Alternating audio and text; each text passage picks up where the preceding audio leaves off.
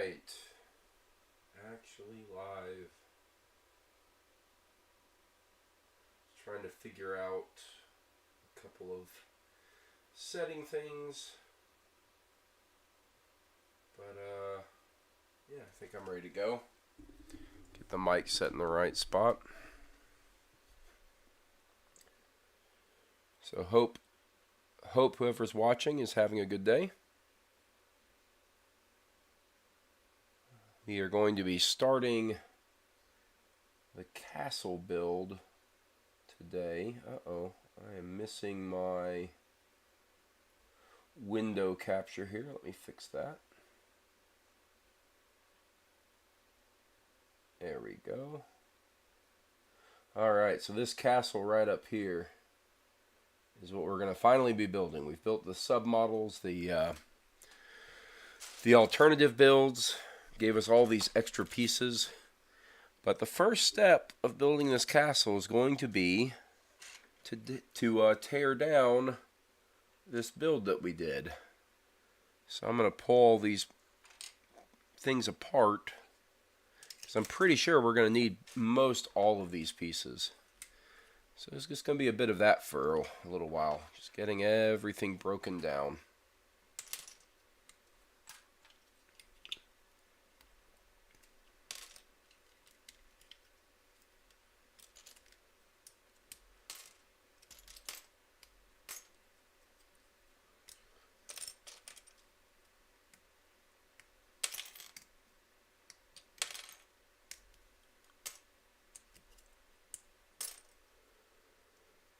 And this is also probably where it's useful to get one of these wonderful little brick separators, just in case I need it.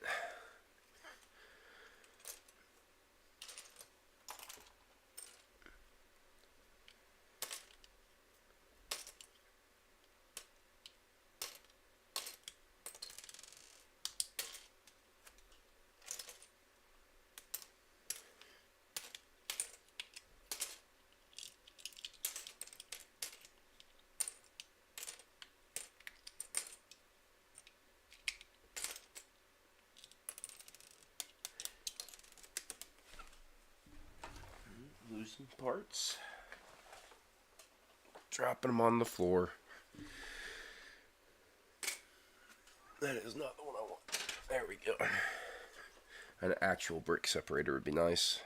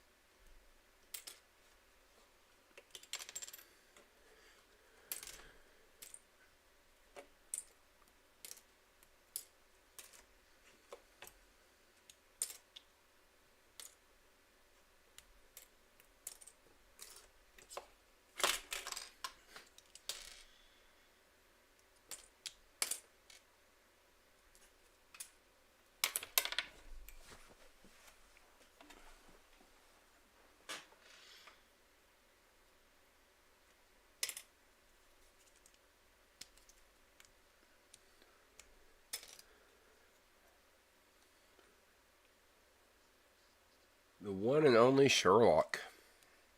How you doing? You're far too good a detective to be hanging out here.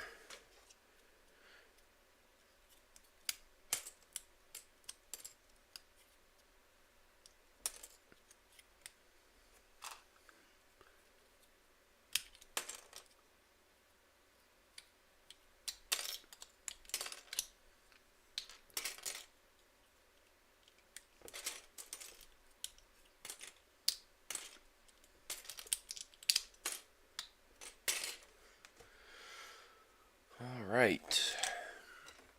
Now I have to break this big thing down. I think I will start by seeing if there's a good way for me to separate these parts, these sections.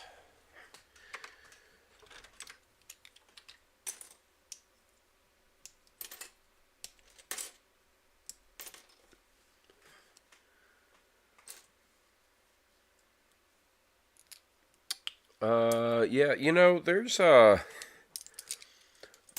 real lack of those types of replicas.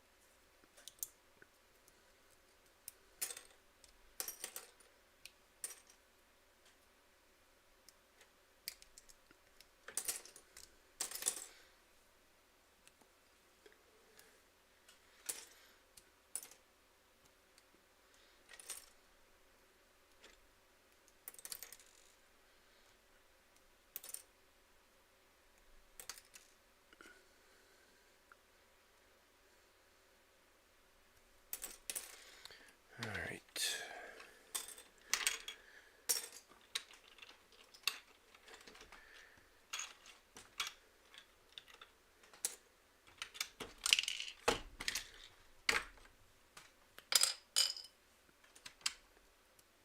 I think this is going to take me a while to do.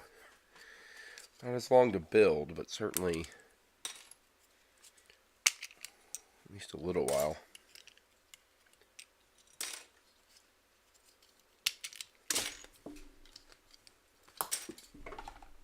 If I keep dropping large chunks of it, it makes it more difficult.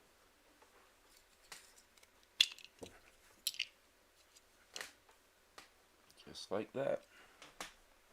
Thankfully I have a carpet here, so it doesn't go very far.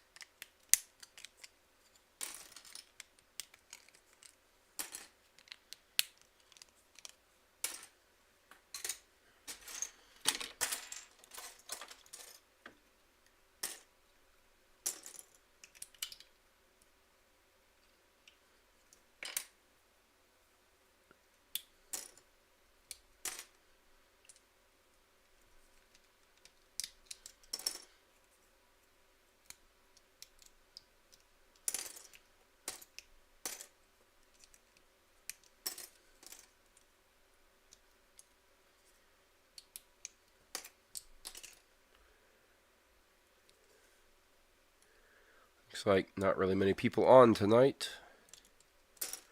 That's okay.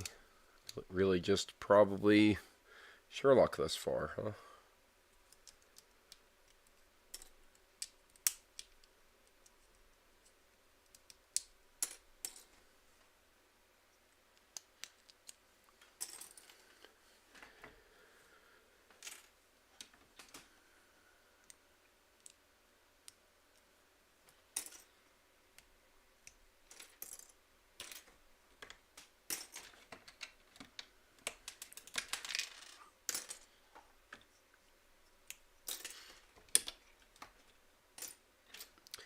I'm sure more people will join as the night goes on. It's usually what happens.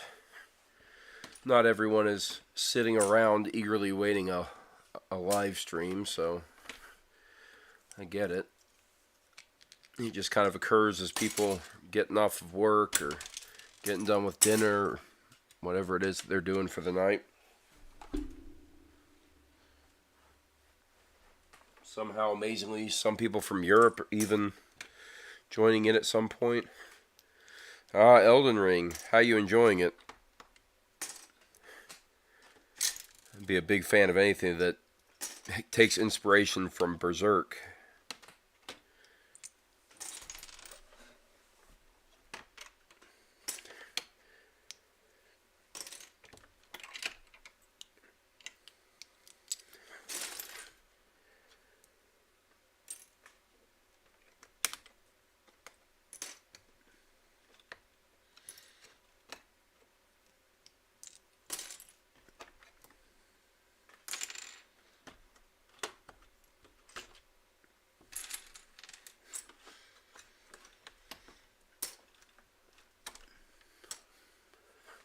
150 hours into it. Wow. I'd say, yeah, you're getting your money's worth at the very least. You feel like you've gotten any good at it, or you still struggling here and there? What type of FromSoft player are you? The type that gets really good and 150 hours in, it's a cakewalk, or a person who still gets owned every once in a while?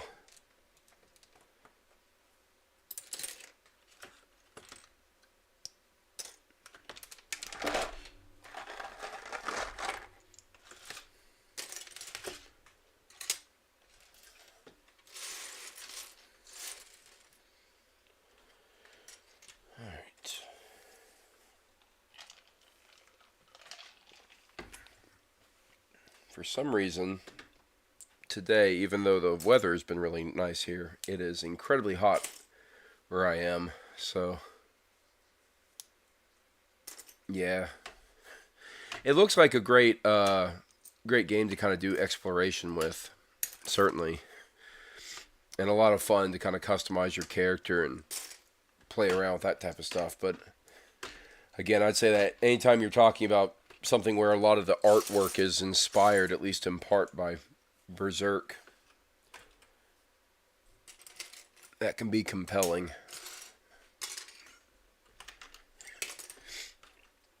Haven't watched a lot of gameplay videos of it, and I'm not planning on playing it, but I was definitely very intrigued by it.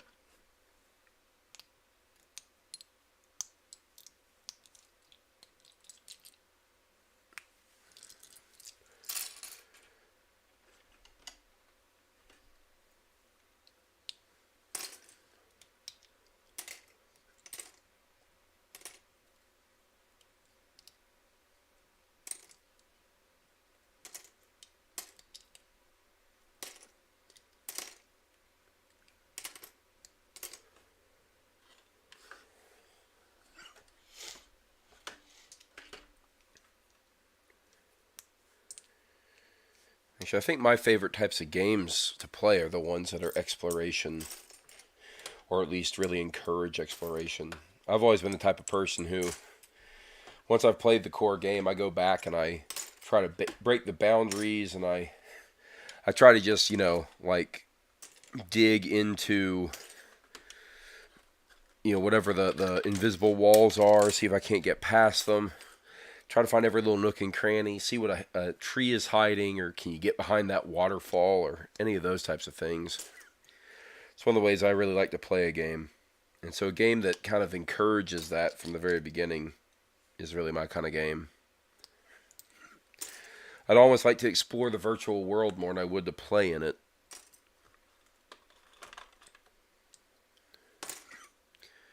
It's one of the reasons I like Lord of the Rings Online so much, because a lot of the exploration was rewarded with all sorts of things, titles and deeds, and those would play into stat increases. And hey, Knights of Iris, how you doing? Or Knight of Iris, not Knights. Knight of Iris, singular. How you doing?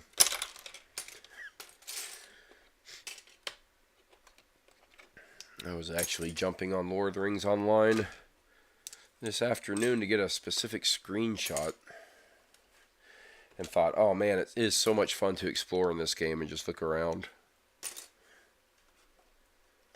They did such a good job building a virtual Middle Earth.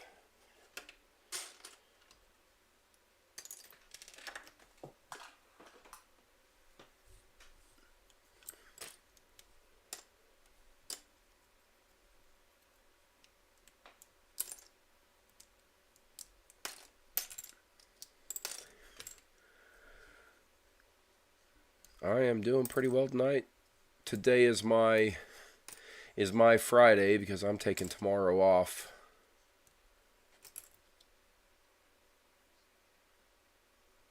Oh, that's cool. I'll have to go check out that YouTube channel, because I really like channels that do that kind of thing. It means I don't have to for games that I'm not planning on buying or playing, but I still get to see things. Wyoming. All right, man. you're back, so I want a report because you left for very important reasons, and I'm hoping that that turned out okay. What happened there? Like to hear back. Like to know how things went. Uh, Witcher 3 for exploring, yeah.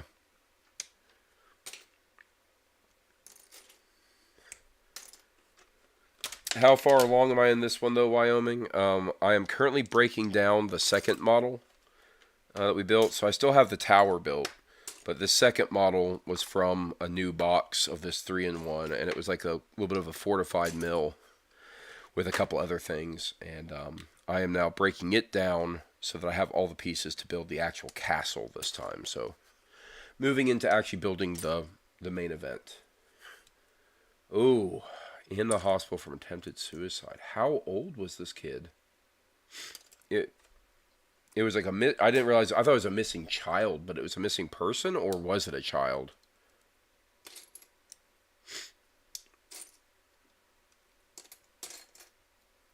My goodness.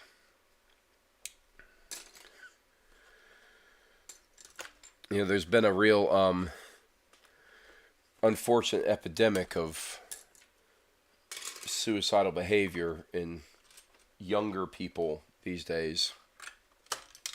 14. God.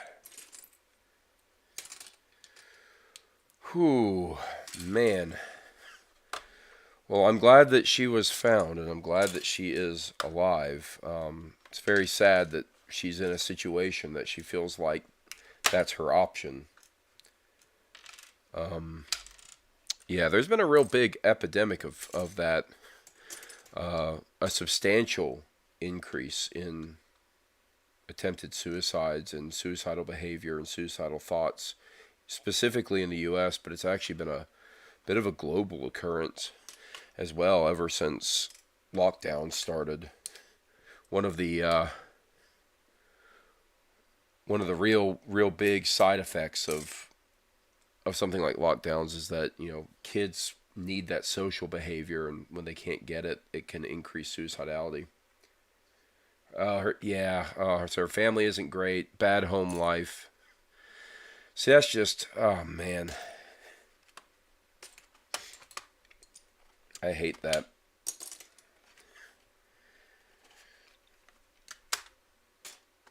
Well, I'm sorry that's the situation, kind of all around, you know. I would hope that the best thing for her would be getting out of that home life situation as soon as possible. Start taking care of herself, have a purpose. But that's tough. Well, thanks for the report, because I've been we've been keeping an eye out on the chat for you to jump back on at some point so we could know. It's one of those things, you know, all this, you know, sit here doing a live stream, it's so less important than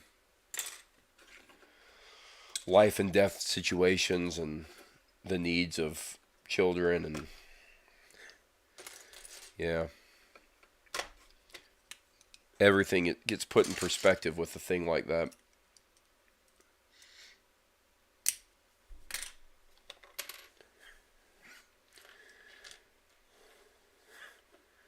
Oh my gosh. Well, does she have anywhere to turn to? Like, my goodness. I mean, at that point, I would hope that CPS could get involved, or that there could be somebody that would actually step up and help out. I hate that. There's so much of that.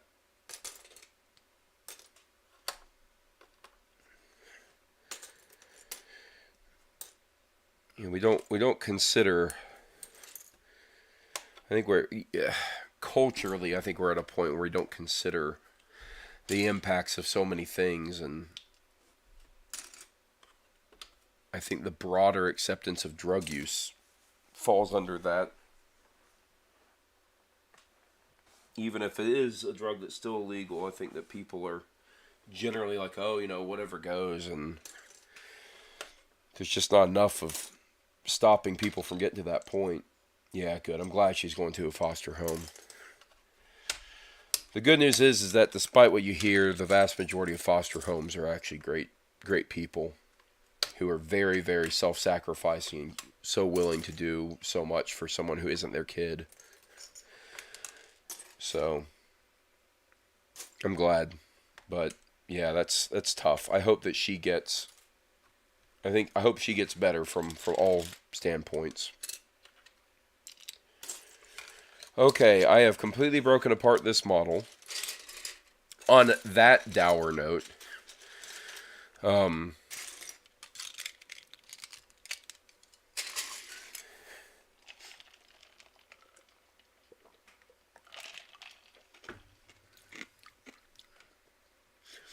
well, yeah, it may not sound like they're alternatives, but there's always some alternative. I would hope that anyone in that situation would know that they can reach out to many, many different groups. Just about any religious organization, any school. Yeah. Yeah, I know. Yeah, that's true. Legally, yeah, it makes sense. She would go that. But yeah, if anyone who's in that kind of a situation, like schools are obviously one that is an option, right? Going to teachers or administrators and just saying, I need help. Here's my situation. The police, honestly, it's an option. It's certainly better than trying to live at home with a strung out mother and a, horrible family life. But I would also argue that most religious organizations will go out of their way as well. There's plenty of centers as well, women's centers and whatnot. But I think the problem is we don't do a good enough job letting people know that there are those options, right? And honestly, that's a huge failure, I think, on all of our parts, that people don't know that they have options besides suicide. So, boy, that's just tough, man. That is tough. But I am certainly glad that it turned out a little bit better. All right, so we're going to be building this castle. Normally I'd be taking it out one bag at a time, but since we built the other two models first, we're going to be digging through this mess. The good news is that this should be using all pieces. It's going to be a pretty long build, probably be 6 days worth, so however many live streams that ends up being. We're doing about 2 hours a night. Yeah. Yeah, so I'll take a moment while I'm building things. I'll take a moment to kind of note the general awareness. I'm going to preface this by saying I know I'm not an expert, but I do pay attention. One of the first things that I said about my concerns with lockdowns was actually a lot of what can occur with younger people. She's in the perfect category for like the highest suicide rate in the United States. Mid-teens, female, and in a bad home life. I'm sure that the rates there are probably really, really high, but social media, especially when you have influencers who all put on their filters and seem to have this perfect life, it drives people to think that they're less than, oh, I'm so much less perfect than this person, so I just must be the worst. And then you get bullying over social media, which means that you can't even escape bullying from school. It follows you home. And then, the exposure as well to just whatever it may be, news, things that's happening. There's just a real loss of innocence that happens around that age when kids are online. So yeah, it's just one of those things where they feel beat down, and their options do seem to dwindle. At least that's how they feel.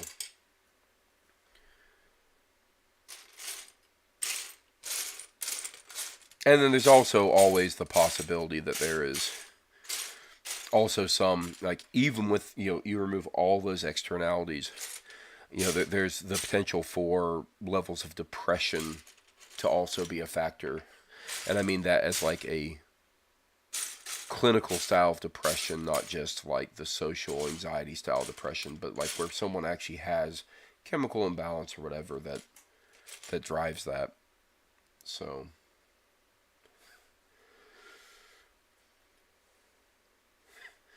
yeah, never give kids access to the internet. Yep, no. And even when you do, have some very, very extreme blockers on your router. Like, very, very few sites. And I would say social media in general is just a no. Should have no access to social media. The problem is that makes the person feel like the child will then feel unpopular, right?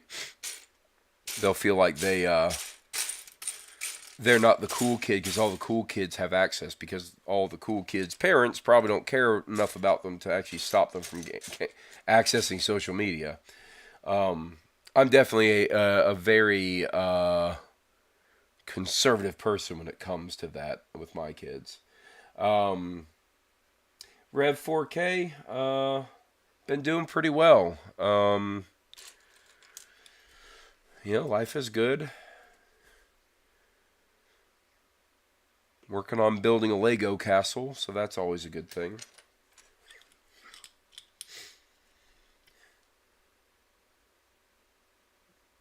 Yeah, hey Jeremy. Yeah, no, it's kids have really, rightfully so, taken a priority for me. Channel not so much. Doing this live stream is one of the ways I've found that I can kind of at least still be an online presence for a bit, even though it's not what I'd call my normal content. I just started doing a bit of prep for an actual video, but it's not a sword review video, probably much to everyone's chagrin. I have a couple of videos I really want to do, and it's going to be a while before they're ready, I'll tell you that much, but I do want to do them. So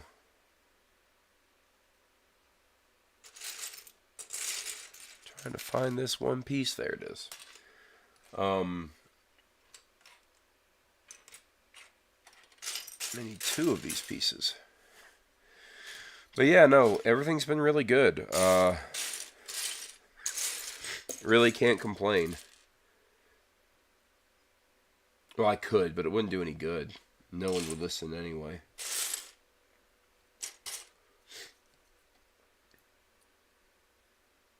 Yeah, Rev 4K, I wouldn't bother. Those Lord of the Rings sets, unless you are a die-hard fan of both Lord of the Rings and Legos and willing to shell out that kind of money, it won't be worth it at all. And the vast majority of those sets you could probably piecemeal together cheaper than you could buy them as an actual set. So Bricklink is your friend. Go figure out what the parts are for those sets and try to build as much of those sets as you can on your own. And then about the only thing you'd be missing might be the minifigures.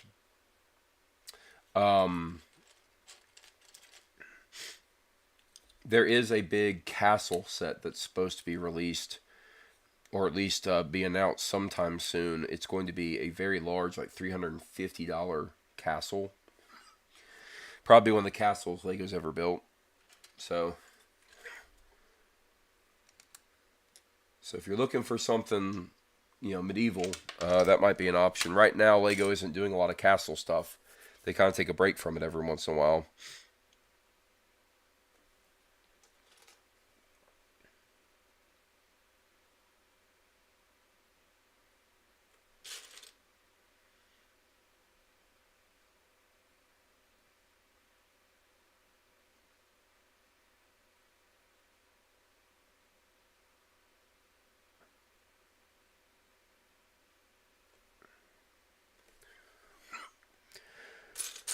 I will say those some of the Lord of the Rings sets are really cool. Some are not so much. Like the Helm's Deep one looked okay. The Bag End one was the best looking one. Um, I built a lot of those back in the day. I actually gave those sets away.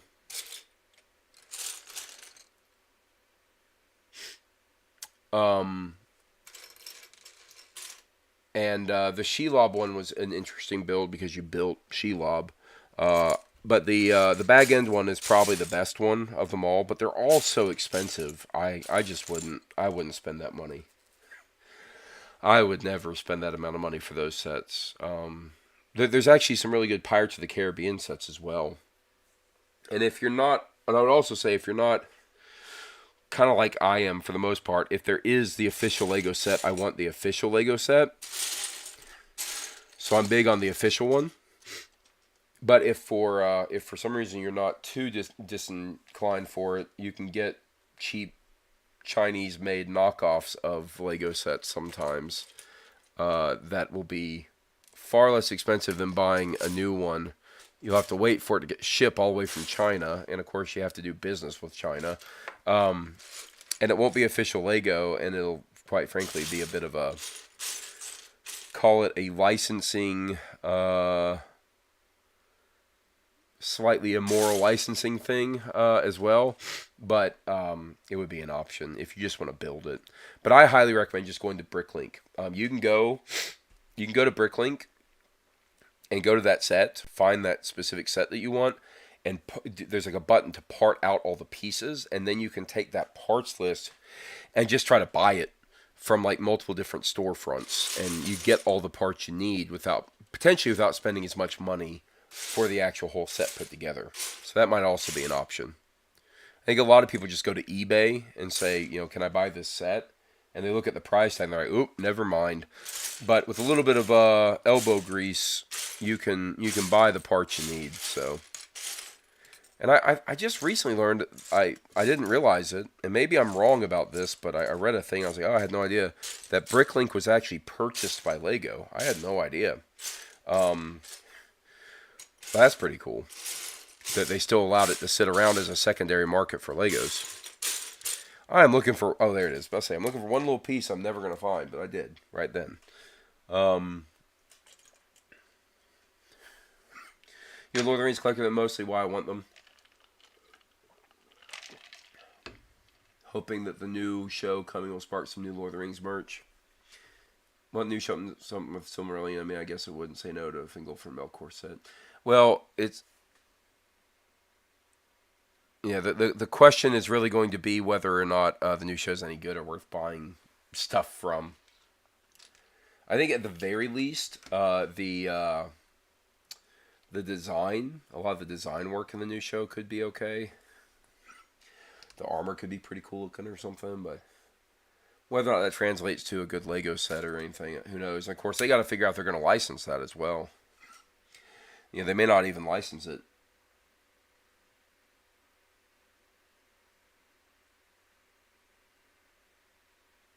And I'll tell you, I don't know how well the licensing for The Hobbit and the Lord of the Rings films really did for Lego. Like Star Wars has lasted for decades in terms of Lego sets. And those Lord of the Rings and Hobbit ones didn't last very long. If they had been highly successful, they probably would have continued. As a note. So it's possible Lego wouldn't even be interested. It might not be a great license for that.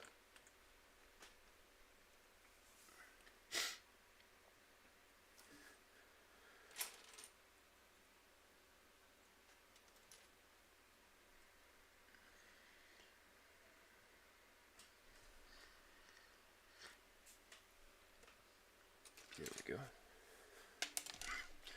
For you heard, I'm not that optimistic about the show. It doesn't mean some good things can't come from it. Maybe. I mean, I'm an Amazon Prime subscriber in general. So if it turns out to be any good, then I'd probably start watching it.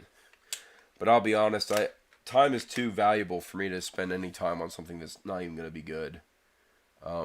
I've been a real fan of a lot of the Amazon originals. I like the Jack Ryan show. I like the Reacher show. I thought they were both pretty good. The Jack Ryan show is much better than Reacher, but even Reacher is pretty good. Um, but yeah, I like I like Tolkien's work too much to put any attention towards something that isn't going to be good. That's going to try to ape off of that work. So I'm going to let other people watch it and then tell me if it's any good, and then I'll go watch it. I think it's gonna be my approach because I already learned my lesson from the Hobbit films. I don't want bad Middle Earth. I want something good.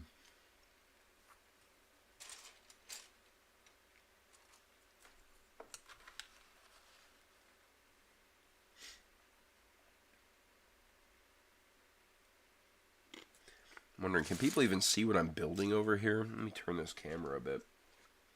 It's all the way over here in the background. I really should have done this opposite the camera closer.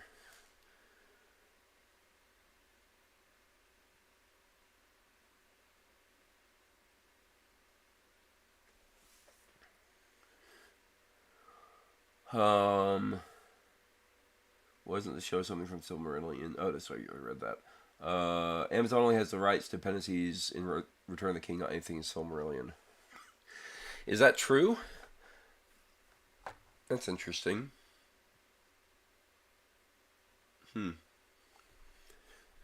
Tolkien show equals The Ring of Woke.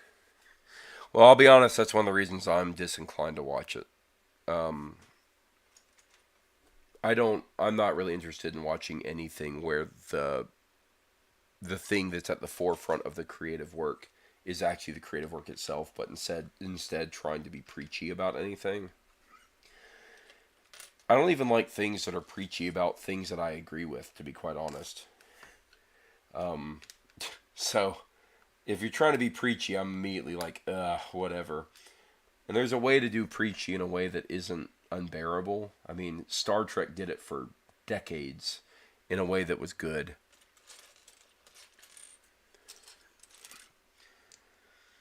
So give it an episode or two. I mean, that's as far as I got in the Wheel of Time before I rage quit that. Yeah, and people think it's Yeah, people think it's gonna be bad. I mean, I'll tell you why I think it's gonna be bad is because there is very little indication that there's respect for the lore. Like, it could be a great show to a person who isn't aware of Tolkien's work and only really ever has exposure to like the films. Maybe it could be great to someone like that who's never invested any more time or mental energy into Middle Earth, but for anyone who's actually a fan of the written works, they're gonna have a hard time convincing those people of all of the changes that they've made, and that's gonna be a challenge. Galadriel warrior princess except no eye candy. Sad days. No eye candy? I don't know what I thought. I'll be honest. I paid such little attention to the press releases.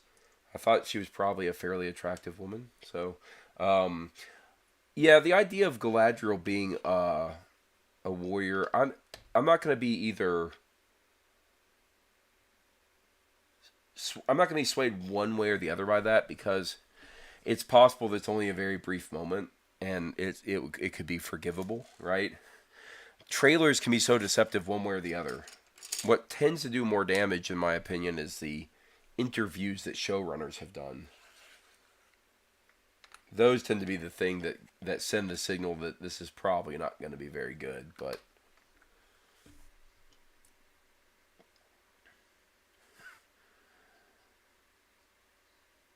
what Wyoming, is that true? Wait, is that actually true? You actually have feminists complaining that it's too woke? I would love to see some evidence of that. I have not heard that. I haven't watched any of the Halo. I'm a big Halo fan. I have not even touched that show.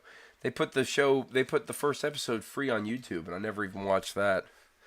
I was turned off the moment I found out that they weren't using the actual voices of Master Chief.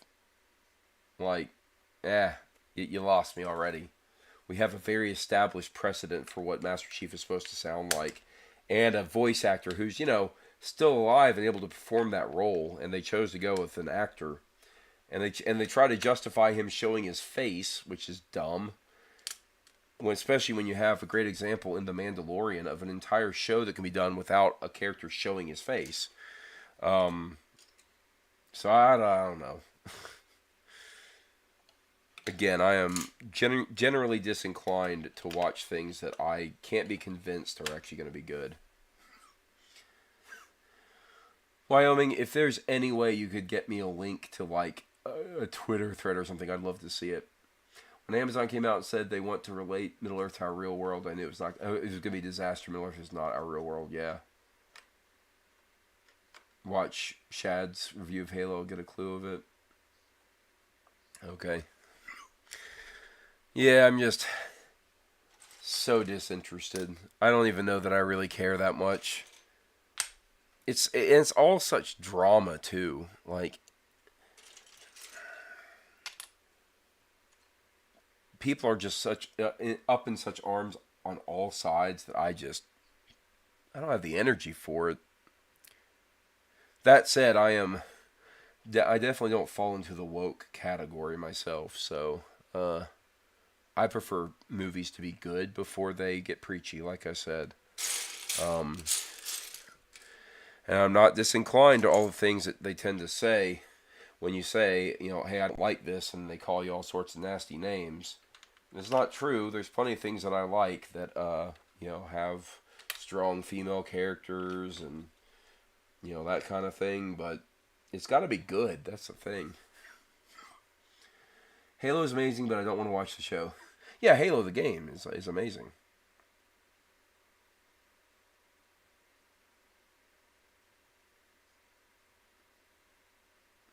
Oh, Night's Watch. Have I seen that video? I may have already seen that video. I have to go check it out. I decided to avoid the Halo show when I heard the creative team behind the show say they weren't using game. Look, you could actually make a good Halo show if you don't use the game as a source material, as long as you use the books as the source material. The problem is when you reject all of the source materials and you just decide to do your own thing, that you're going to create a situation where you're basically just creating a show with a complete misunderstanding of what made the original property good, Not using the game or books. Really, really, really dumb. I'll be honest. There is no reason that you would have a Halo show, quite frankly, be a drama. Like, it should basically be a war film. The amount of action should vastly, vastly outweigh the downtime. It should be firefights and battles. It should be big spectacle special effects through and through. And that's all it should be. Because that's all Halo really should be. I mean, let's be real about it for a moment. I love Halo, but Halo is not like a complex story. It's actually a pretty simple story, and the characters are pretty straightforward, and you don't need to do a lot with them. But what you do need to do is generally respect the fact that it's more about the relationship built between two characters, with everyone else being secondary to that relationship. And it's about an AI that's the most human becoming less human, and the human that is robotic becoming more human. Like, that's the whole thing you need out of it. You don't need anything else. Like, that's the whole undercurrent of Halo in terms of story. Master Chief is a human who has been programmed in very odd and terrible ways to be robotic in his behavior, in his attitude, and his obedience. And you have Cortana, who is a sentient, you know, being, but is artificial, who is far more human than Master Chief is. And then through time and events, that actually begins to slowly invert. And it's like they kind of miss each other, right? Like, you know, there's actually a bond between them, but they're never on the same page. Like, my goodness, it's all you have to do. And you can do that entire thing, much like the games did, without showing a face, with having the proper voice actor. I mean, they got Jen Taylor for Cortana. They could have gotten Downs for Master Chief, right? Like, that wouldn't have been hard. Then you just let them play off each other, and you have amazing action sequences with the downtime being tense and mysterious and investigatory. It's like it's not rocket science to adapt this thing, but somehow they managed to complicate it and make it not what it needs to be. I don't understand it. Gene Roddenberry's Star Trek is always a little preachy, but it's well done as a story. Yeah, the original series was certainly a lot more preachy. Next Generation got a lot better at keeping the preachiness as a subtext to a good story. So I would generally agree with that, but even then, at least it was still enjoyable to watch. But at some point, if the preachiness is the only reason you do anything, then the story is never anything, you know?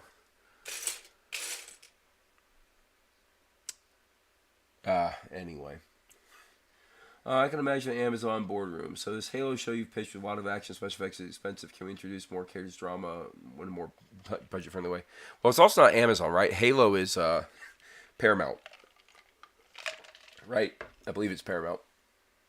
Modern Star Trek is just crap. Yeah, I have not watched any of the Modern Star Trek. I watched the very first episode of Discovery, and I had so many issues within the first 5 minutes that I said, I'm done. And when they announced Picard, I was like, nope, no interest. I don't care. You know, as far as I'm concerned, Star Trek really has not had anything worth watching since Enterprise ended. And Enterprise wasn't exactly the best, but it's certainly better than what they have now, and it was watchable. Yeah. Been wondering where Gene Roddenberry's optimistic version of Future went. They added some of that back, and I might start watching. Well, see, so the problem is that Star Trek now is trend chasing, right? They look at something like The Expanse, and they say, look, dark and gritty, that's what people want. But when it comes to Star Trek, that's not what people want. When it comes to Star Trek, people want optimistic future. It's why The Orville is better Star Trek than Star Trek. If you want good Star Trek, watch The Orville.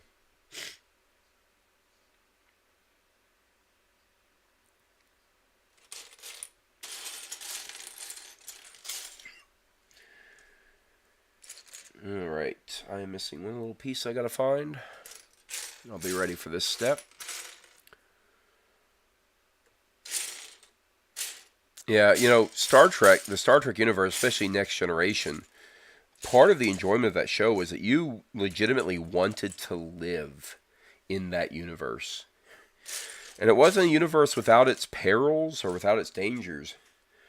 But the future that was painted there was so optimistic and so exciting and adventurous that you'd want to live there. That's where you'd want to be. I think most Star Trek people feel that way.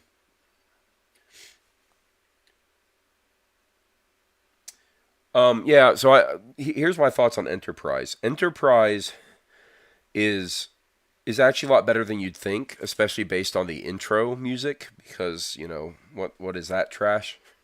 But really, when you kind of strip away a lot of it, you're really watching that show just for the character of Trip. And the first two seasons were not nearly as good as the second two in Enterprise. But ultimately, that show became the Adventures of Trip. Like, that was the show. So yeah, I actually really liked Enterprise. I just the intro music kind of stunk, and it took partially into the second season for them to really find their footing. So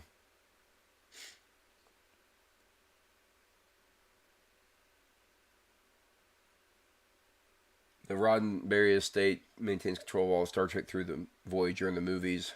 Everything since been owned by Paramount. Well, then at least Paramount did a decent job with Enterprise, but really, I think it's just you have the J.J. Abrams fingerprints all over the new Star Trek franchise, and that just gets made worse by Alex Kurtzman. But I mean, you just have to realize that maybe Star Trek is no longer being made for you, and move on.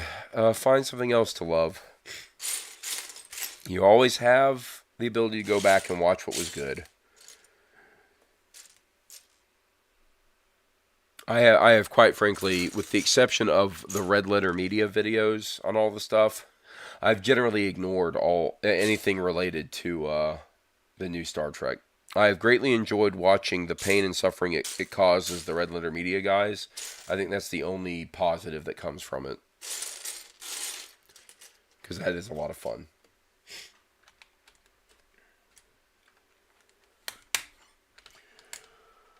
Alright.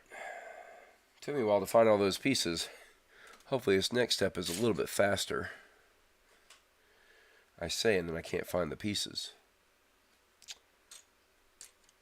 There's one, and there's two. Yeah, and yeah, it's true. The '90s producers were involved in it, and so it had the right people, driving it. But I mean, there was such a gap between Enterprise and when the Star Trek movie came out. And the Star Trek movie was just not real great. It wasn't abhorrent. It was just very, very bland and mediocre, in my opinion. Which is unfortunate because I thought they had pretty good casting. But really, as someone who really I love Star Trek, I think there is one thing you should never do in Star Trek, and that's recast a character. Like, when you think about it, they didn't ever recast characters until they got to this new era of Star Trek. And now they basically recast everyone. They have, like, how many different variations of Spock now in the same universe? Like, at some point, you should just be willing to say, let's create new characters. But I think that's the real kind of kicker with, call it modern Hollywood. That, quite frankly, I think all of the truly clever and inventive people have left at this point. All the good writers have left, and now they just look for ways to rehash existing properties. So it is what it is. I've definitely been enjoying that there are some Hollywood alternatives coming up that have been making some fairly decent things. They're not stellar. They aren't at the same level as big studio films, but some, call it alternative media, that is generating some truly watchable films that, again, don't have to be preachy. They just are fun. So I've been very happy about that.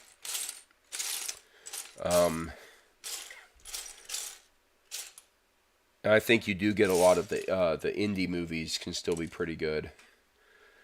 But yeah, things that are coming straight out of Hollywood, things that are hitting movie theaters, they're becoming less and less interesting to me.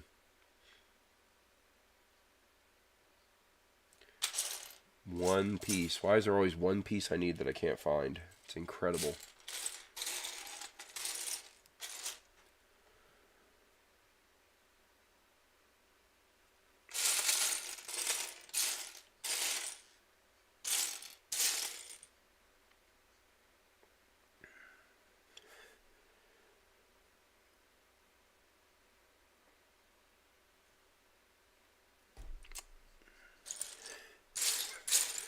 There it is. All right. And I found two of them at once.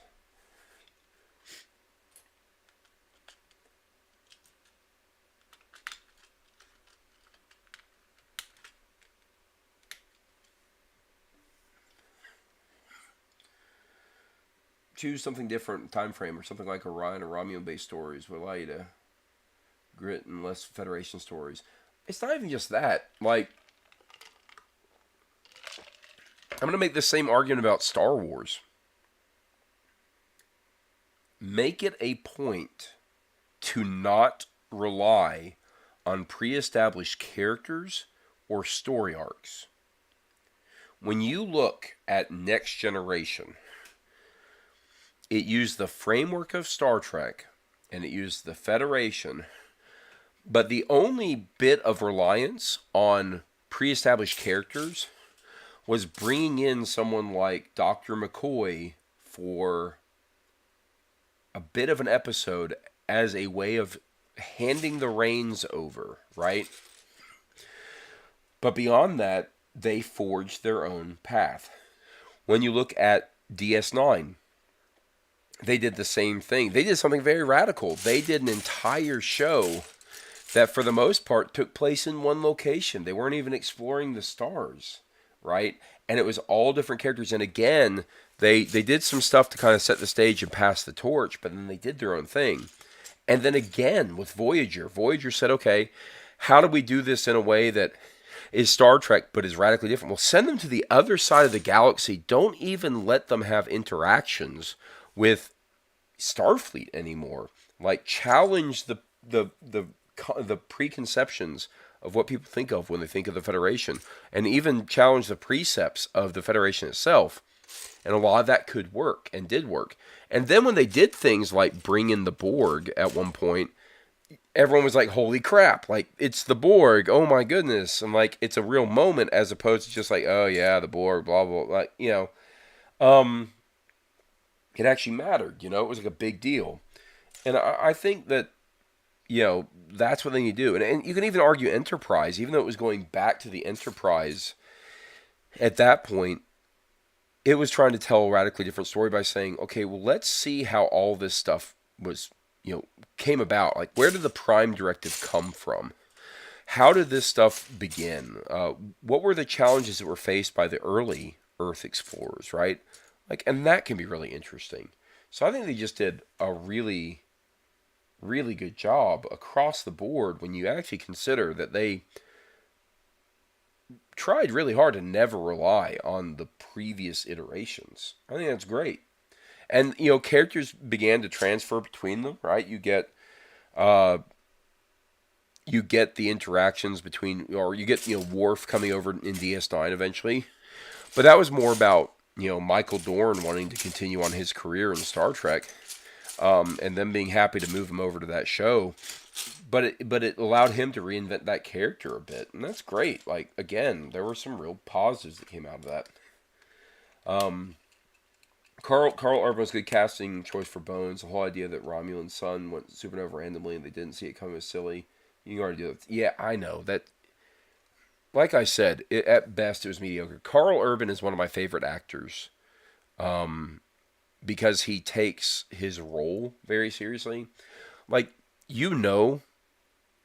Carl Urban is a very confident and dedicated actor with a whole lot less ego when you watch a movie like Dredd, where he is willing to spend the entire movie hidden behind his helmet because it's what's right for the character.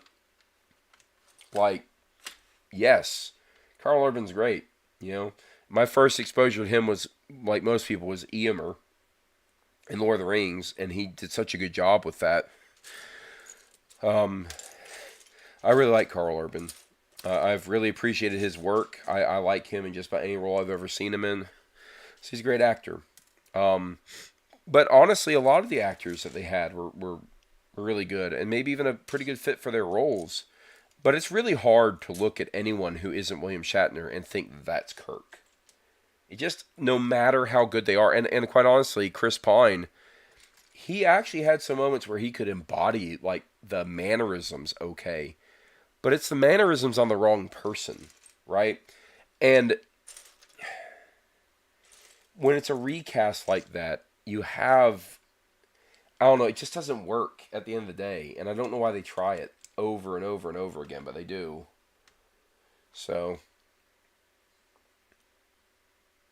DS9 was Star Trek Babylon 5. It was. I think it was probably even a response to Babylon 5. But you know what it did was it gave you a glimpse at the inner workings of a different part of the universe. And the Federation being there was so you had humans and some familiarity with it, but you ultimately had a whole lot of these interesting new interactions with cultures that you never really would have had time to explore. And the Bajorans, in my opinion, weren't that interesting.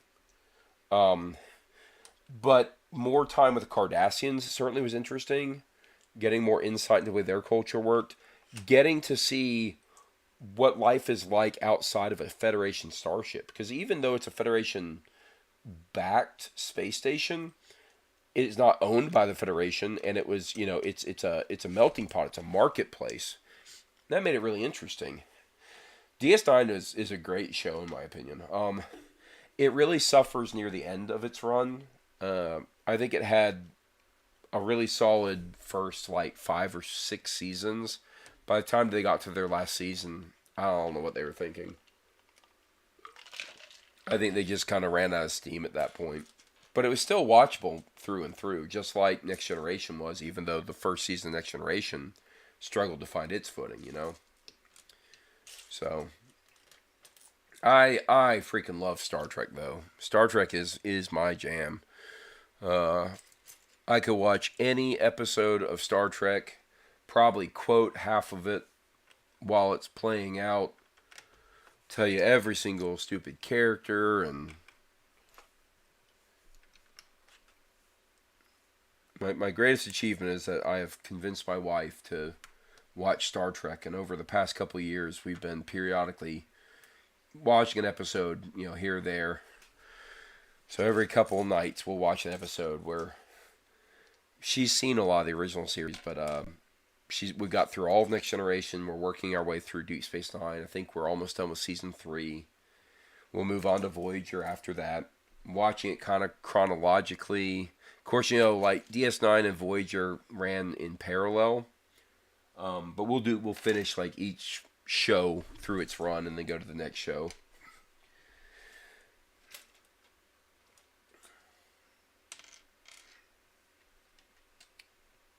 And I think she's been enjoying it, which is always good.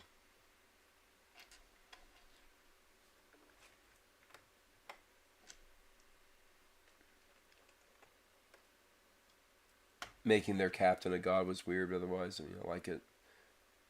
Quark, Worf, Garrick, wonderful times. Well, yeah, part of them making their commander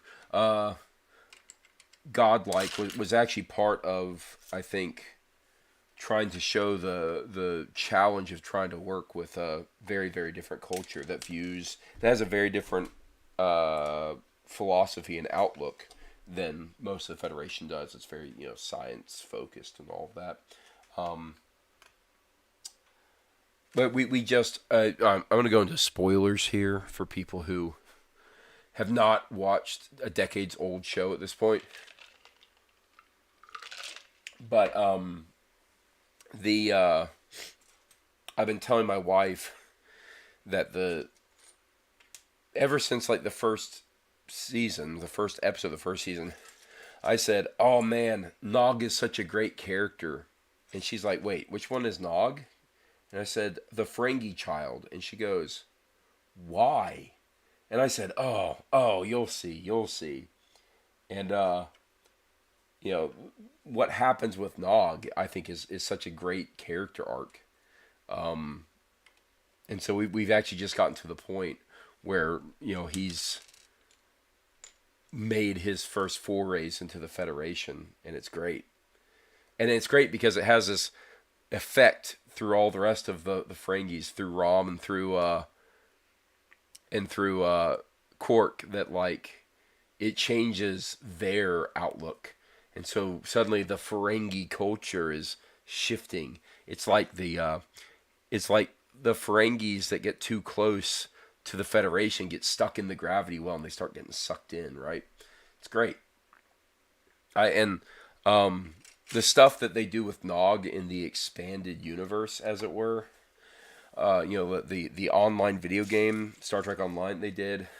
They actually explore Nog a little bit more, and you see where he gets to in his Starfleet career. It's really cool stuff. So Nog as a character is a great character, but honestly, like even my least favorite characters in that show had some episodes that were just really good. One of the most memorable episodes is a Jake Sisko episode, right? Like, and it's probably gonna be even more impactful when we get to that being a parent now, watching some of the stuff there. But like, you wouldn't think Jake Sisko, who's a rather mediocre character, would have like one of the more interesting uh, episodes, right? But that's what happens. So I really like Deep Space Nine. I think it's a great show. But I honestly feel like that's been true of all the Star Trek shows. Really, is they find a way to make all the characters get their moment to shine. The only one I'd say that isn't true of is Enterprise. I feel like Enterprise really suffered from its characters, and that the only real character that was worth watching or worth tuning in for was Trip. And the episodes where Trip wasn't the main focus weren't nearly as good. Archer was fine, right, as a captain, but he was very bland. But Trip was just such an interesting character, and the things that happened to him, he always just seemed to get the best episodes, right? So, but I will say that I really like Doctor Phlox as well in Enterprise. I thought he was a fun character because he is so radically different from any of the doctors that you've seen. He's more like a mad scientist than a doctor, and I really like that. Saw a town fight you discovered a tech set from the old Lego castle. I no, sorry. I wish that I had an old Lego series from 2000s. Least favorite, is it Kira? Who is my least favorite main character from DS9? It's probably Kira.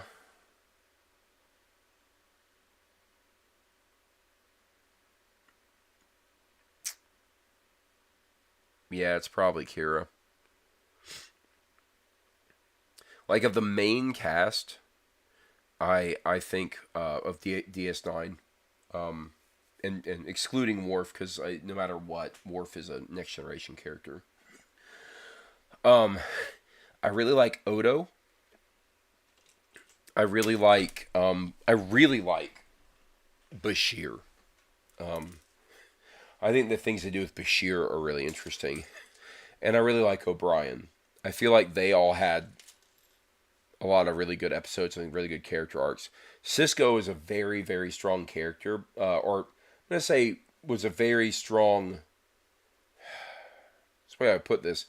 I don't know the character is nearly as good as Avery Brooks as an actor. Just like his voice and his mannerisms, like he was awesome just as an actor, and he made the character great. That said, um, yeah, he might be next. Then maybe Quark, Dax.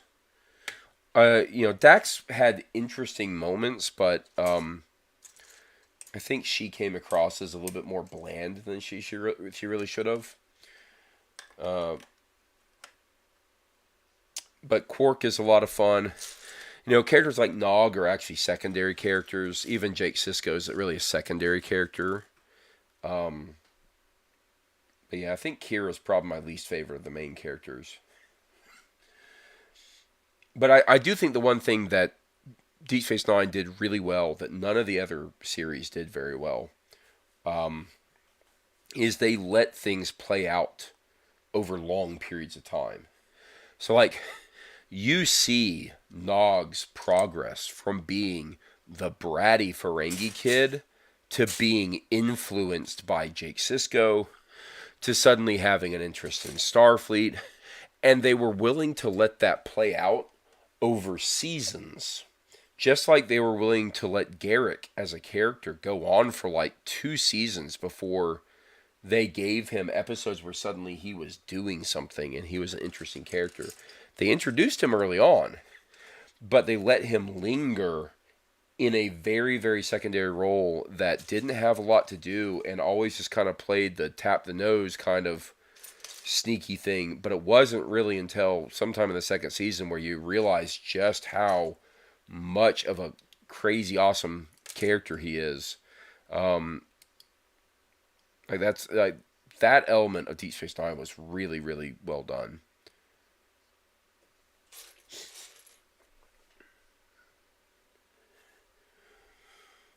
The Star Trek Next Generation episode "The Wounded" shows the Cardassian tech was far behind the Federation. I always thought making them such a big threat in DS9 was kind of silly. Well, I think the way they made them the threat was good though, right? Like their threat is not that they could win a war; it's that they could start one.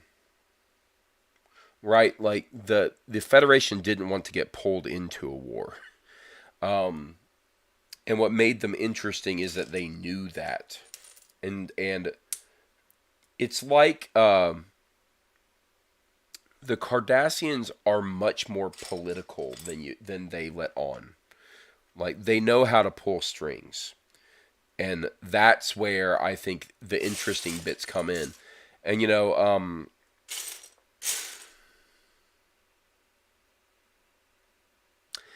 I guess that's oh wow, what's the name of the main Cardassian? Why did I blank on his name? But the way the Cardassians were played was really like they knew they weren't going to win head on anything. So what they chose to do instead is push boundaries and drive the Federation to make concessions. Um, I think it's what made them very interesting.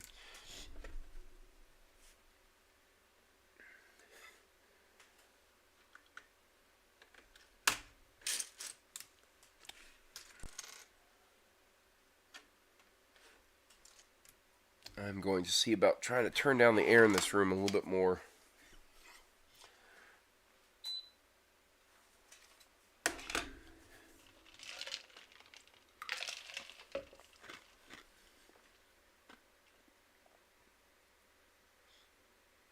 Oh yeah, so I didn't read that, but Jeremy, you basically said exactly what I said.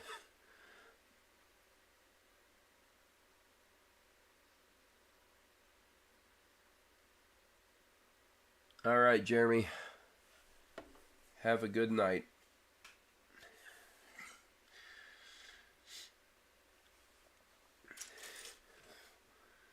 He's going off to watch a Ukrainian thing. If you wanted to make modern day parallels, the Cardassians were a lot like the Russians, right? They had some tech, but it was mostly their threats that would get them what they wanted.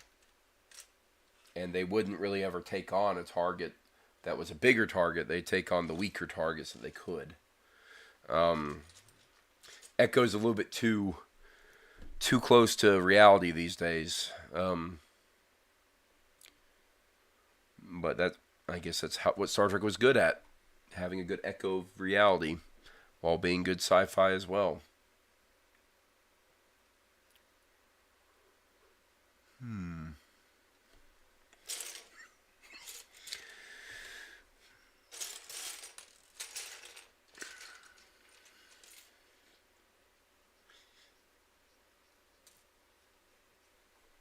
When does the Lord of the Rings show come out? Is it May? Or is it coming out in April? Because I honestly don't know. I suppose I could look it up, but I'm too busy looking for a piece.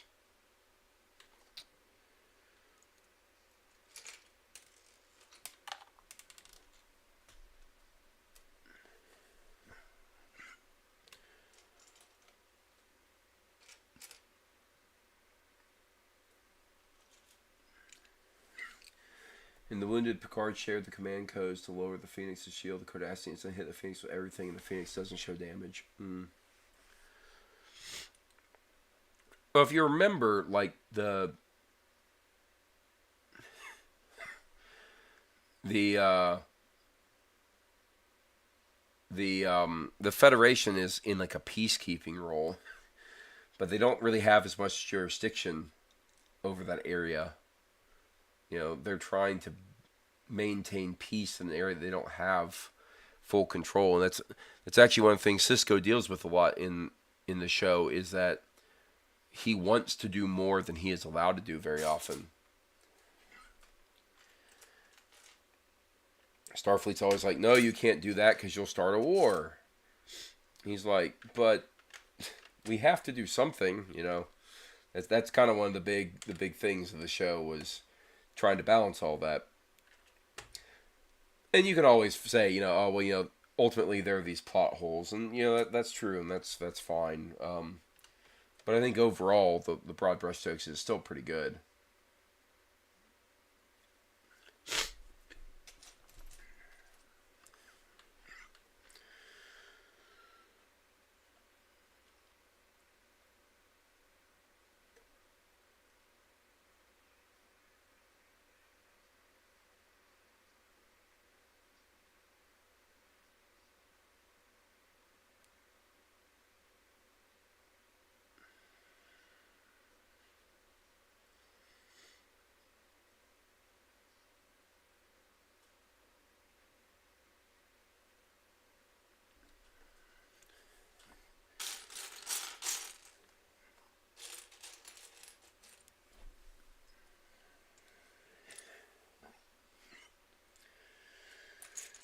All right.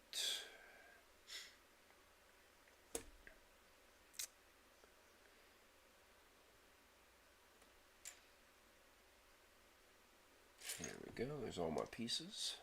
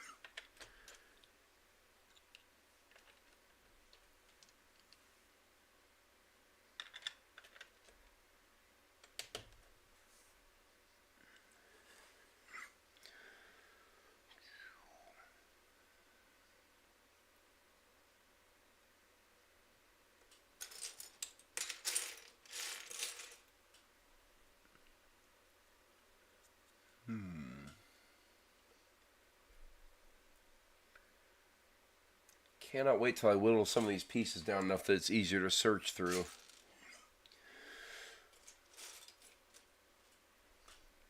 There we go.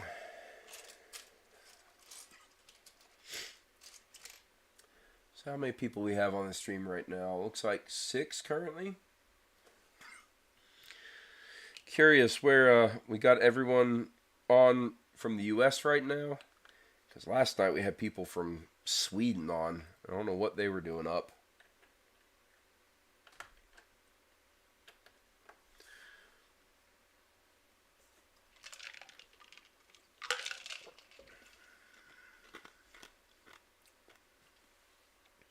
Wyoming, you're from like Oregon or something, right? That was a joke.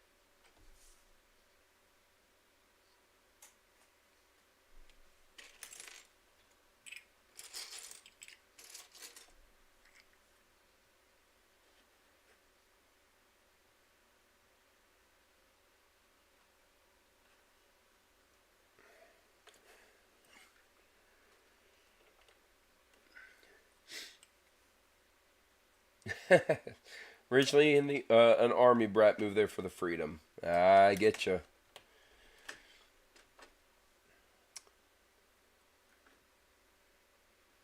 I live in Georgia, so I get a little bit of freedom too. We actually just got constitutional carry passed in our state.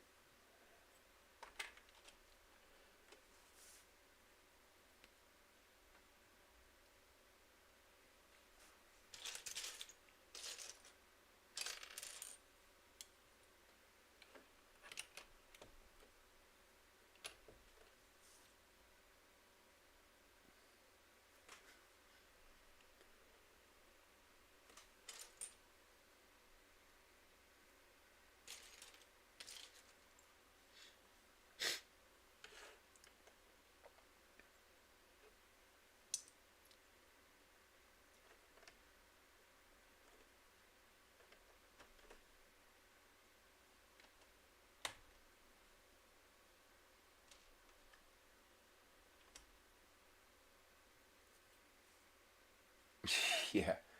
Here, we look at you strange if you aren't armed. Yeah, it's not really quite the same in Georgia, I think. Um, because for so long, it's people mostly do concealed carry. You never really know who's armed in Georgia. Um, I know that's what I've had forever.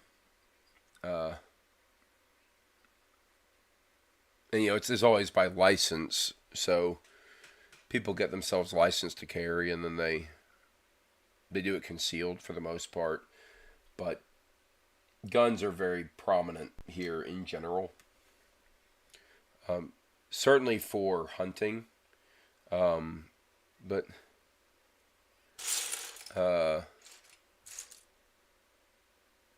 but yeah. Let me see. I can't find this piece. Um, I think around here it's more like people look at you strange if you don't own a gun, but they won't necessarily look at you strange if you don't carry.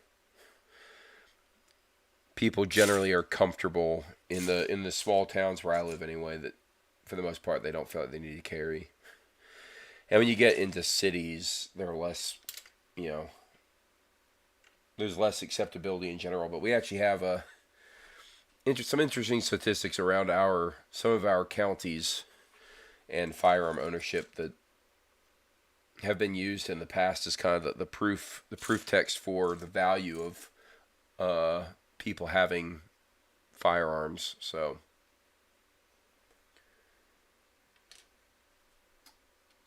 gray. There's a green one of those.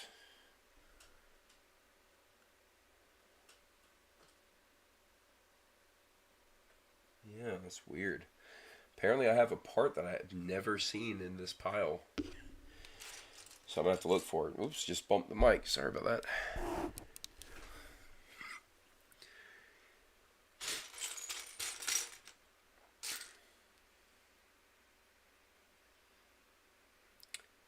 I would. Oh, there's a piece I've never seen before. Huh. I would assume that you, by your statement, that probably means that you regularly carry. Out of curiosity, what do you carry?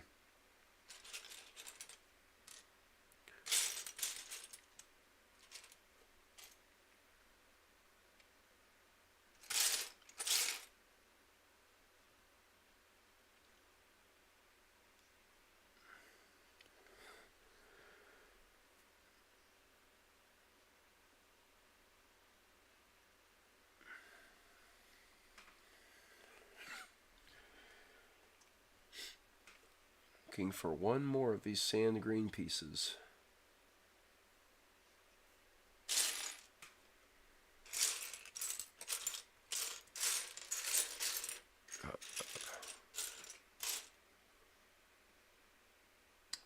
Stays the lowest population, 10th largest, and has more firearms per person.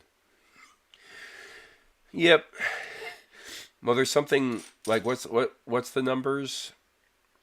It's like something like 3 firearms per person on average, Of course, it's actually not true. It's actually probably, for the people who actually own firearms, it's probably a lot more per person that owns. But it's something like a little over 300. I don't remember the stats. I'm trying to remember it now, but it is something like there's a lot of firearms in the U.S. I can understand it being like a lot per person. And you'll get that in most of the. You'll get a lot more in most of the Midwest and Southern states than anywhere else.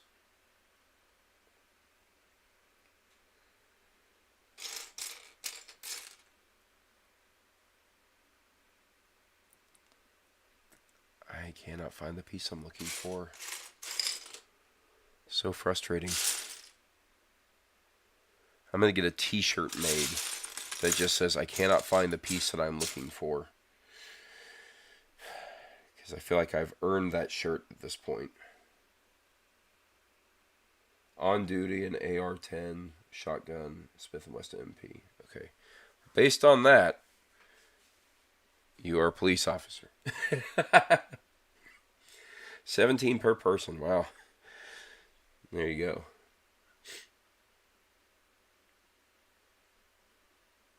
See, I didn't know when you went to do the missing person search. I wasn't sure if you were a volunteer or not, but it kind of just sounds like you're a cop.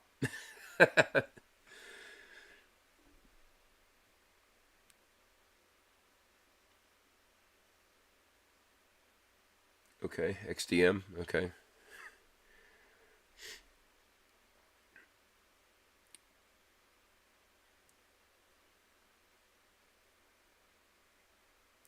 Well, I think I am definitely. I am likely to change my. I don't know. I'm entirely likely to change my carry. Mostly just because I'll go ahead with the hope that I never have to use it, right? But I like something a little bit small, especially with kids. I'm gonna pick up and carry or whatever. I don't want them constantly bumping or kicking something on my hip. So I carry a Ruger LCP2. Very small gun. Hey, Sprayzor, my goodness, man. Why are you awake again? um, from so Wyoming, if I were to change, it would be from that Ruger to something else that I would get. I don't know. I have a Springfield XD. Um, it was my very first pistol. Um, so I would always be happy to have someone actually give me recommendations for a good concealed carry. Um, but I do like the LCP2 because it is a pocket pistol, which means I can actually put it in my pocket if I need to. I mean, I have a hip holster for it that I use as well, but the ability to put it in the pocket, actually in my pocket, helps with kids. Because I do have to pick them up and carry them and hold them against my hip and whatnot. So it's a little bit easier that way. It's Easter and it's a holiday. Yeah, but it's still like 3 a.m. where you live. I even on a holiday I wouldn't be up at 3 a.m. Even when I was single, I wouldn't be up at 3 a.m. And I'm a night owl. I have with the obviously I've been up at 3 a.m. because I have regularly gone all night without sleeping, but not by choice. Keltec PF9. Yeah, I don't know if I've ever seen a Keltec PF9.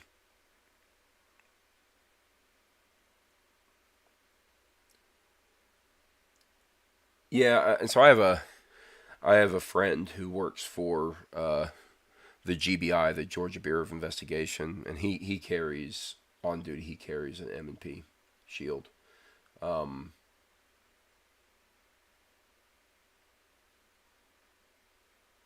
I think if I want a different uh,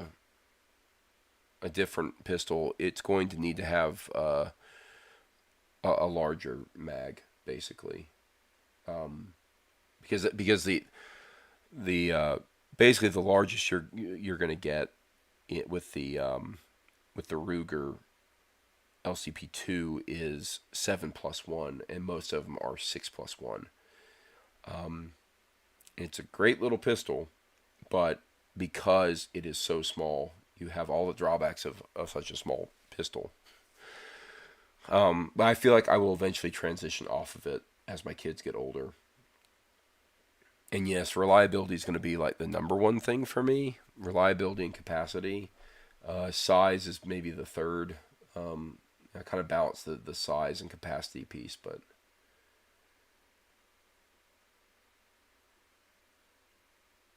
the Glock missing a safety. I haven't heard of a Glock missing a safety, but I might be out of touch with a specific thing. Almost every firearm I've ever known has had a safety of some form. Like when you look at the the LCP, it's a pretty basic safety system, but almost no, I can't imagine that there's one without a safety.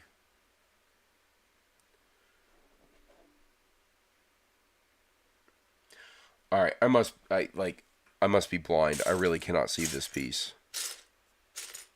This is going to drive me insane. There must be only one of them now, and it is hiding. I've been stuck on this step for like 10 minutes talking about firearms. Yeah, right. Like, you're going to have a safety. You're going to have a trigger safety or a grip safety or, the standard toggle safety. Like, you're going to have a safety.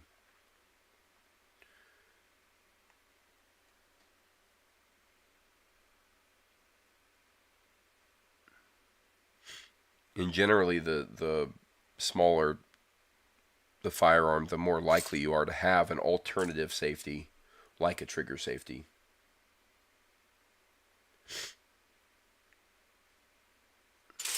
I wish ammunition wasn't so darn expensive. I'd shoot my guns more, but these days I'm just happy to have some.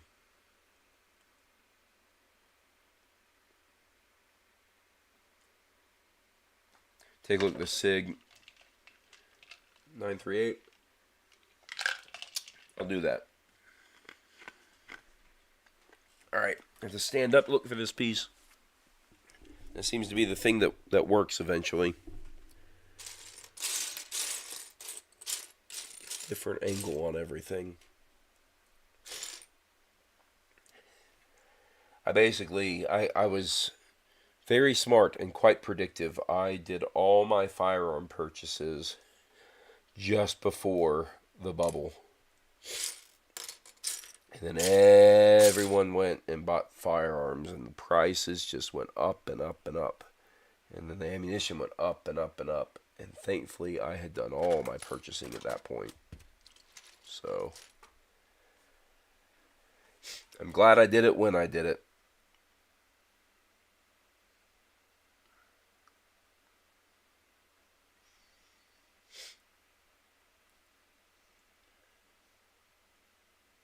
Yeah, I actually have dry fire laser systems. So I do have that to practice. There's a couple things I try to do to get some practice. So yes, I do have that, but it's there's something about going to the range and actually firing the thing. Oh, man, where is this piece?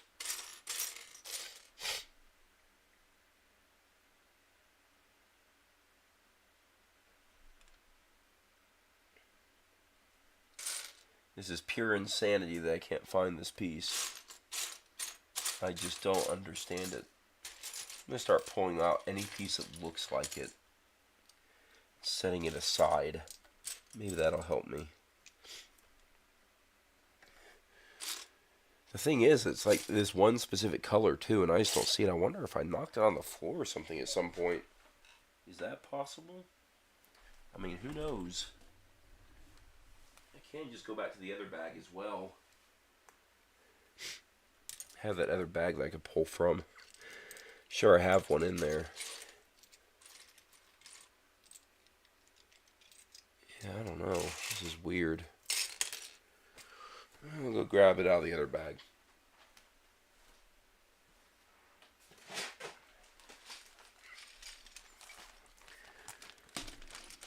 Yeah, missing pieces in a quantum state. Yeah, I believe it.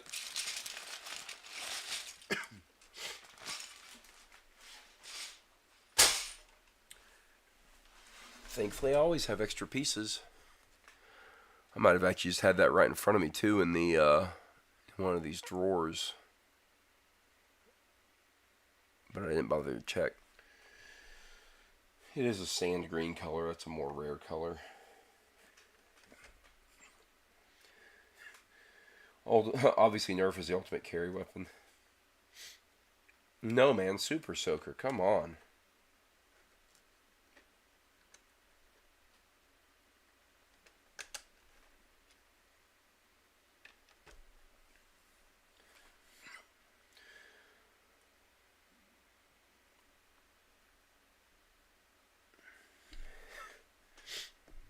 I have taken to using, yeah, the laser is a great way to do kind of the quick target acquisition on a draw type thing. But the drawback there is you're always having to kind of recock the gun, and it's something that feels very unnatural about that as well. And it's really only good for the initial target acquisition because without having, it kick and you have to reacquire your target for the next shot, and I don't know. Like I said, it's just better if you can actually get to a range. But I haven't been to a range in almost 6 months at this point, which is far too long.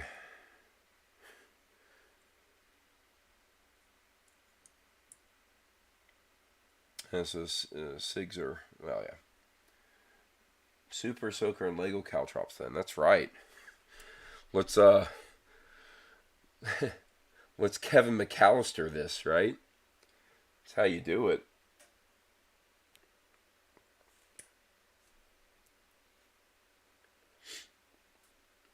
Use all your toys at your disposal to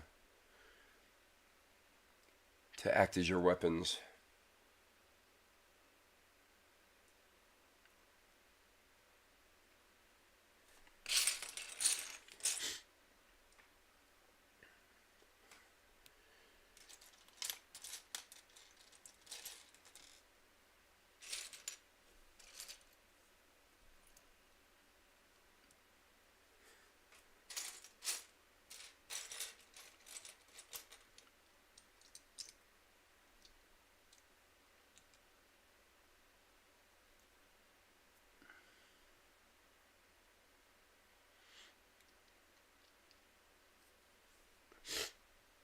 Let's see here.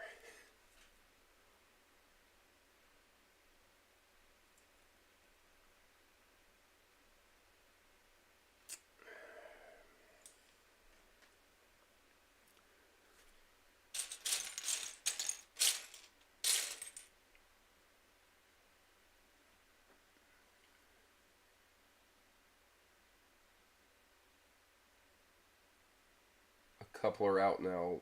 What does require the manual reset? Oh, it does not require. Really? Wait. I'm confused. What do you mean? How does that work?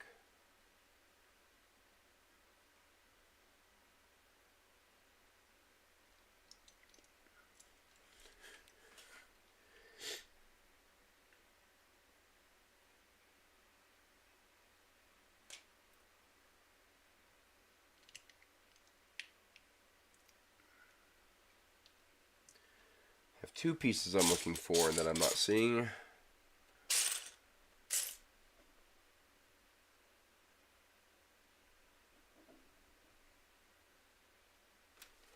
I must just be becoming like completely unable to do part identification right now. This is crazy. I don't understand it. I can't be missing these parts. I've used most of them already in the other set.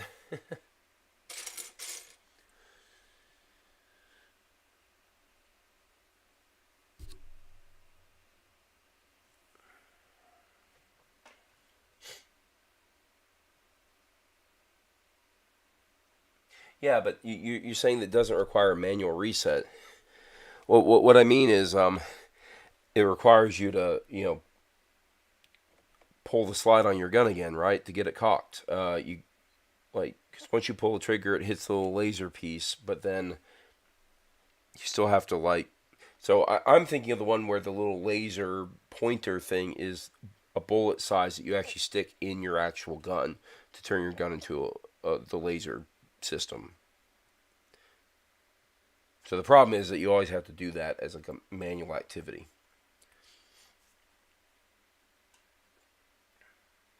And I don't know how they would overcome that.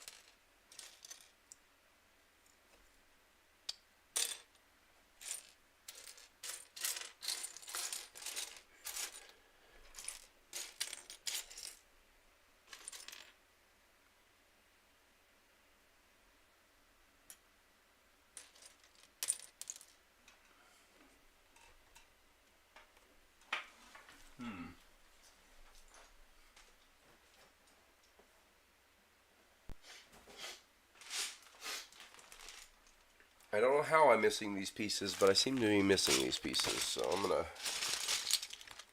see if I can't find some of them in here.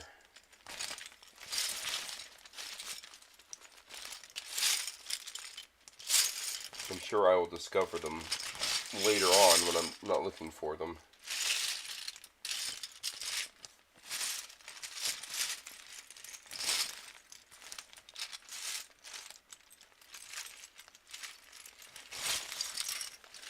But I'm not having any luck with that either. Wait, is that a brown piece I'm looking for? I was looking for the wrong color with one of them. That will help. There's that. So I'm really just looking for this green slope piece at this point. And somehow I'm unable to find it. Dark green slope piece. How many have I used already?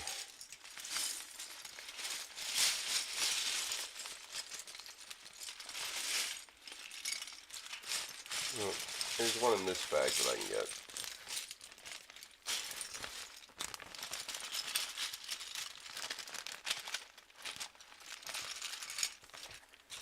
I'm just not quite sure how I'm so unable to find it when I need it off the table.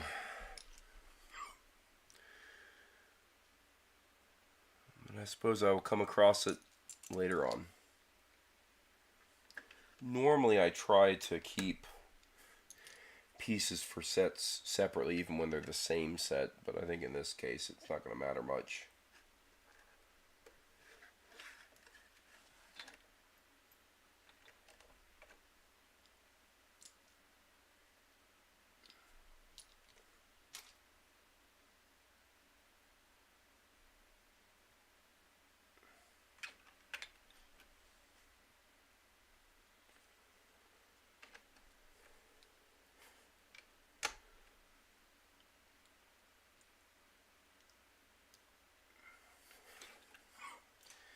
CO2 options for dry fire? See, that's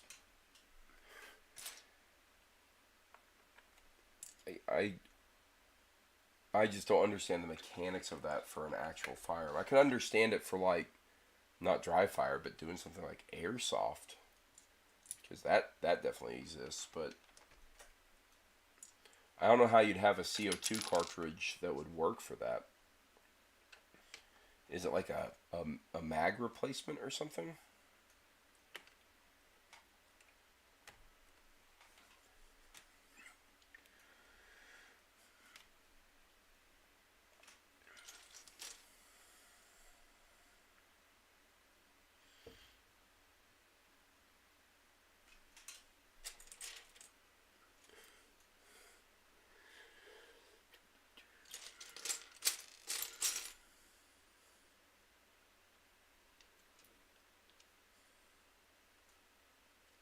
Okay, it replaces the mag. Well, that's cool.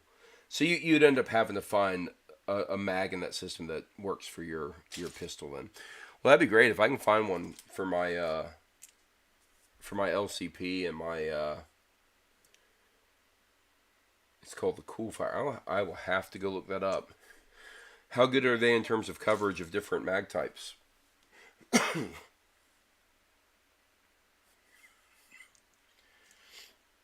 That's great. I have not heard about that. I'm surprised I haven't seen that at gun shows.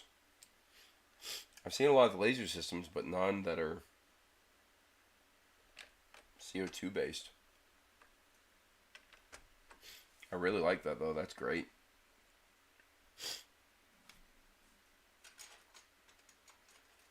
You know, it might just be a Glock thing. It's true, and I get that.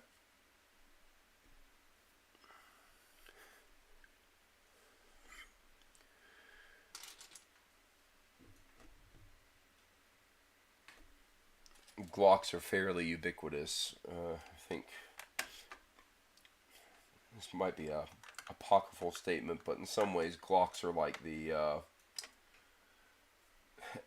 Apple product of the firearm world, right? Like a lot of people will develop things for Glock that they won't develop for other types.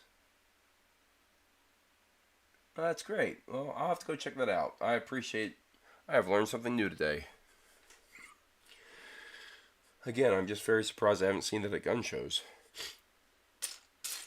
I would have thought, how recent has this system been developed? Because, I mean, seriously, it hadn't been that long since I've been to a gun show.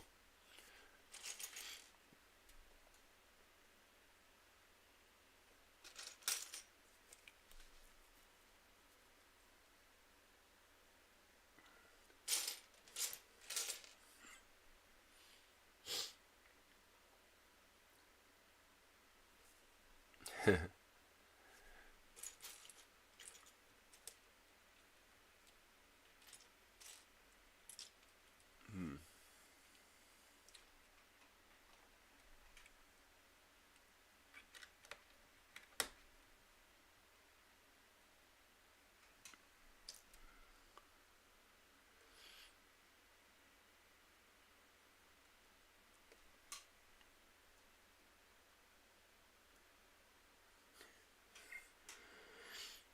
Rifles have better options. Great. Well, I mean that's really great. I like that. I'm gonna have to go look and invest into that because I really want to be able to do practice with my actual firearms, not with alternatives. Right.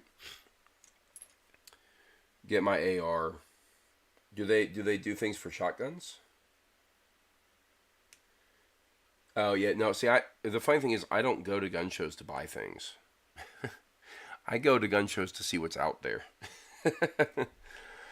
um,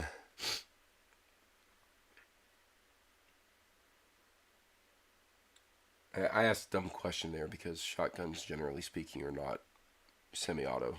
So I just need to find a good option for that as well. But great, I will definitely be looking into that for my pistol and for my pistols and for uh, my ARs.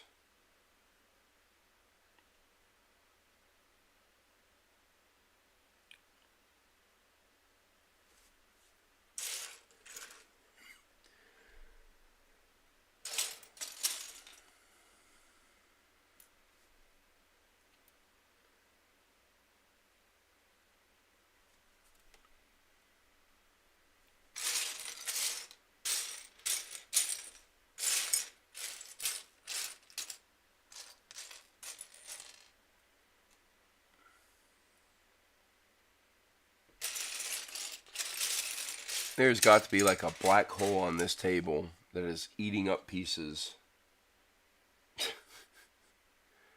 I do not understand how I'm missing some of the things I'm missing. Small things that, like just what happened, fall on the floor, I understand that. But these are some bigger pieces that I should not be having trouble finding.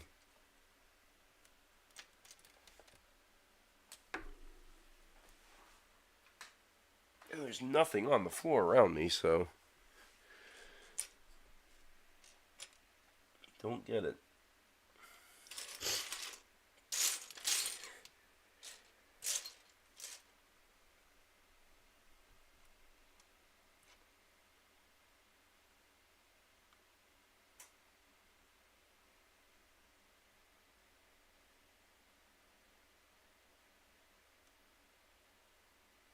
Missing Legos are the worst.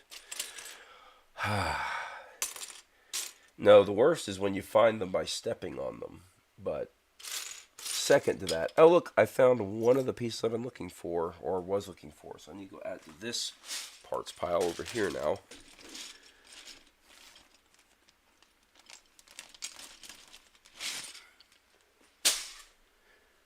Here's a slope piece that if I come across, I will also need to do the same thing. I'm looking for this, another one of these little vine-looking pieces. Just don't see it anywhere. It doesn't make a lot of sense. It should be extremely recognizable.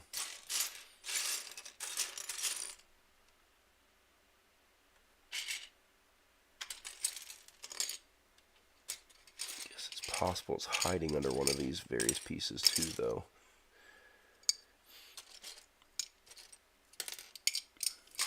Set those over there.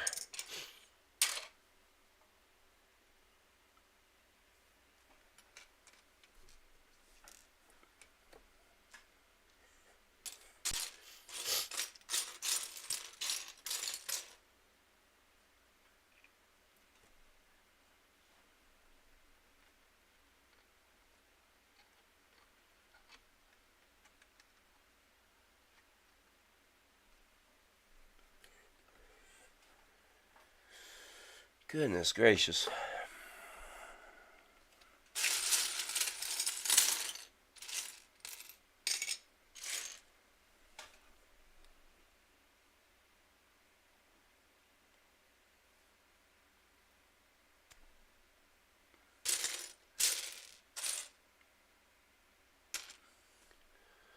I'm wondering, I don't even think I have an extra one of these because I think they're in my tower.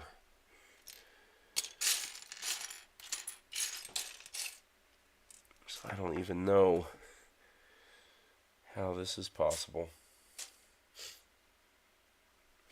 Alright, let me try this solution.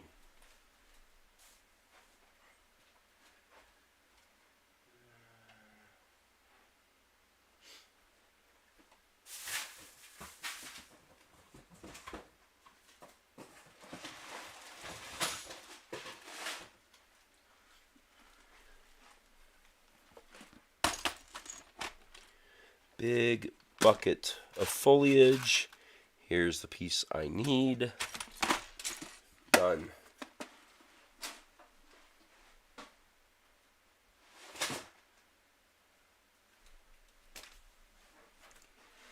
And that is why organizing your spare Lego pieces is helpful.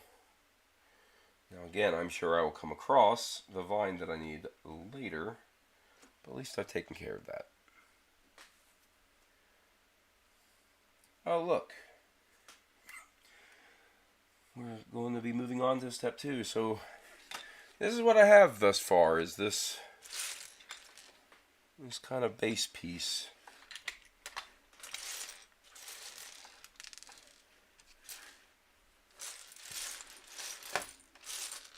So it's coming along, and right at time because it is almost 11 o'clock.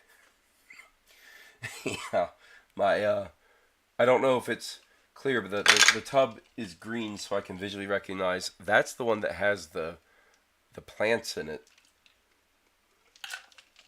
I have an obscene amount of loose Legos, and I've been systematically going through the process of sorting them.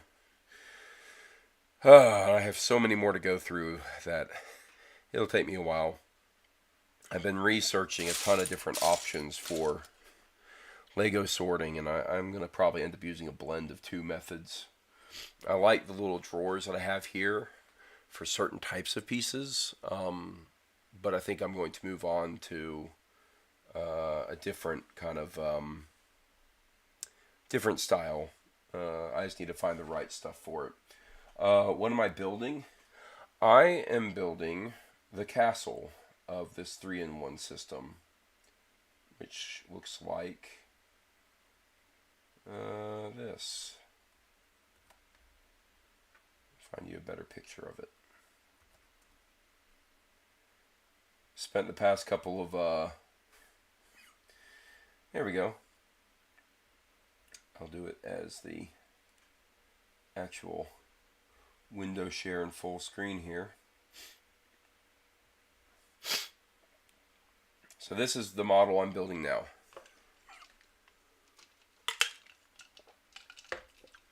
So